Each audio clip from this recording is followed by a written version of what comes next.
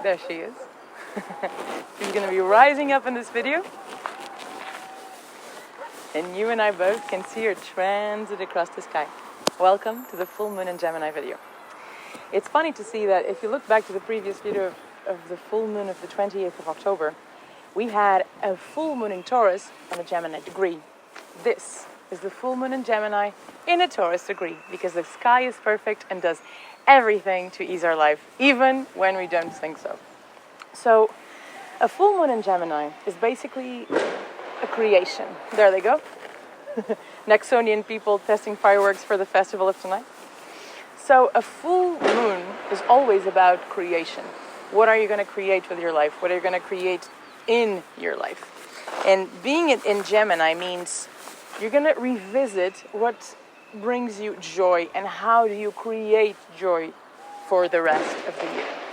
We are coming to the end of autumn. So we do autumn through Libra, we decide, Scorpio we purge, and then Sagittarius we adapt the new personality that we have without all that shed skin, and we adjust to the new things we're going to go on about in the winter time, the time we invest in ourselves and our deep inner silent person the most. And so this moon invites you to basically understand what are the things, practices, attitudes, people, experiences, habits that you have to go on about that bring you joy. What are the things that right now create joy for you, that make you feel happy about sharing your life? Gemini is all about that playfulness that we feel in primary school, you know? All those sort of creative hobbies that we have of experimenting with pencil and then with some like ink, and then doing some sort of macrame or origami or all that sort of like handcrafts. Handcrafts are very, very much of Gemini. Also, reading, learning via whatever you like, sharing what you've learn from people's experience and storytelling, and of course, journaling, writing, poetry, all of that is very Gemini-ish. Going to the theater, the most Gemini thing I know. So there are three main aspects to this moon that I would like to talk about. It's funny that on the previous full moon, everything was very clear to us. It was so obvious what we wanted to do. Our mind and our body, Mercury and Mars, were connected like tight to the hip. And now it's going to feel a little bit foggy because Neptune is going to be squaring Mercury. When Neptune is squaring Mercury, our mind starts to be the fog itself. We start to be the ocean itself. So it invites us into a feeling of drifting into life and going afloat towards life's experience, instead of just having a strategy going, plan it, having like a plan B, C, D, E, if in case of any emergency. No, you're just going to have to trust the next meter you have ahead. It's like driving your car at night in a place with no lights. You can only see though like a meter or 2 meters ahead of you, you know, or those 6 to 8 foot in front of you, and you just trust that meter and you move forward and you go on and you go on and go on. If you were wise enough to see some reels and shorts and like some stories that I put on my Instagram about the last moon in comparison to this one, you'll know that it was wise to take a few notes about your big wants in life and write them down, because they would be useful for now. Because now you're not supposed to be in control of your mind. You're supposed to be fogging. The second aspect that I want to talk about is the fact that North Node is trining Mercury. How funny is it that we have two specific and like tight aspects to Mercury, the planet that rules Gemini? So like all that is like the help from the sky to make us understand what's going on. Using our mind, purging our mind, directing our mind towards joyous activities is what this moon is all about.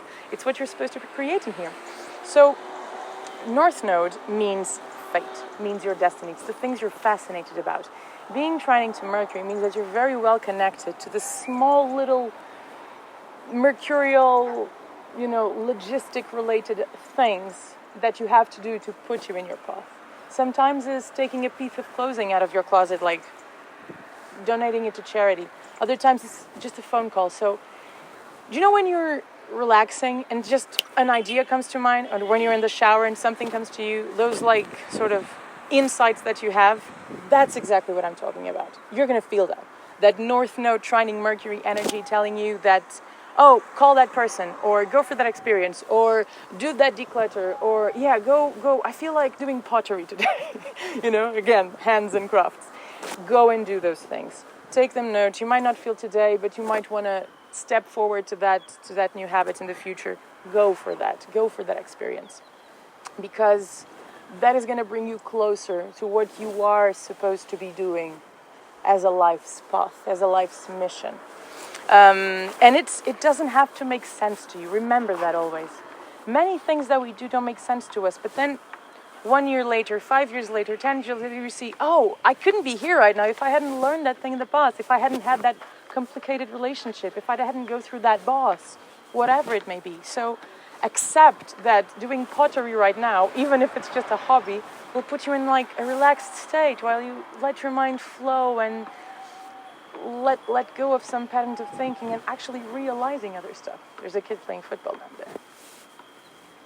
So, oh, hey, just a quick one. I forgot to tell you, and we decided to come up here again to do this again, because there's something I forgot to link, which is the next moon we're going to have on the 27th of December.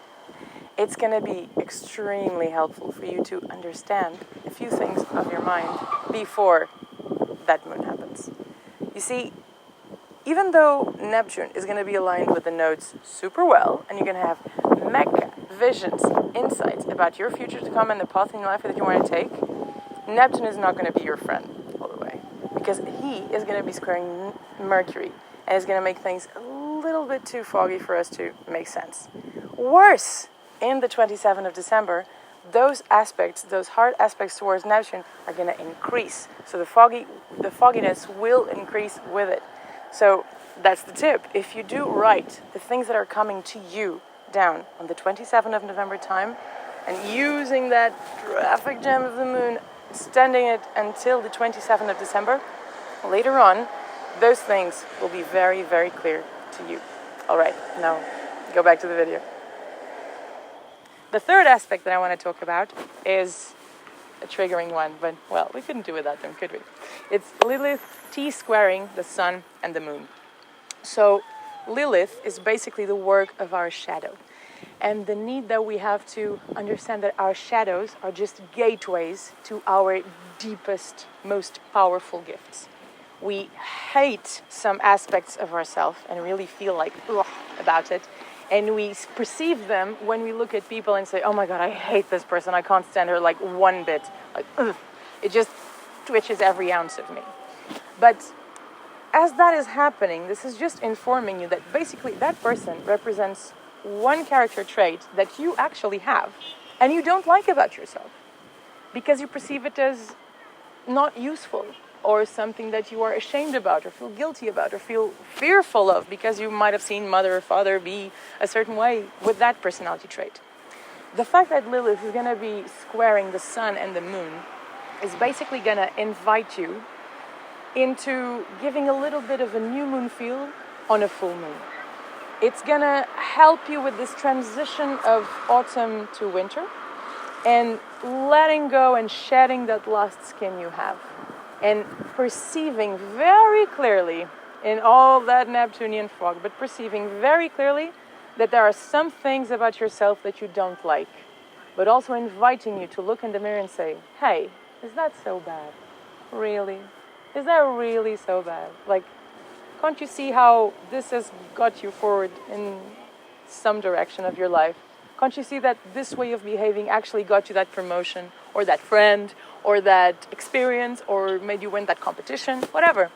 You never know. You personally perceive it as useless, but other people do perceive it as light. So take note, because the fact that it is where it is, it's going to make you feel very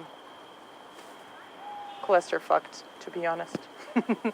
It's going to make you feel that you really don't appreciate yourself. But write all those things down. Who are those people that I don't like at all? How am I operating in this way in my own life with the people that I love? And how has this brought me to where I am right now? Because with that beautiful North Node trine Mercury aspect, that is exactly the point of this moon. Define what joy is for the year to come. That's what a full moon in Gemini is all about. Can you see that? How light and bright and shiny?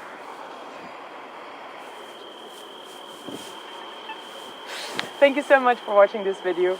Do let me know if this made sense to you, if it has helped you in your journey right now. You can book an appointment with me in the link down below. All you have to do is fill in the form and book your session with me. It's a 1.5 hour session on which on the first hour I do a reading on your birth chart, and the last 30 minutes I personally channel the messages from any entities, ancestors and spirit guides that reside in your auric space. It was so fun to make this video, and I hope it inspires you to have fun and mostly to find your joy, because that's what Gemini is all about. I'll see you on the next video, and until then, stay light and stay golden. And now, this night, as the Greeks say, Kalinika.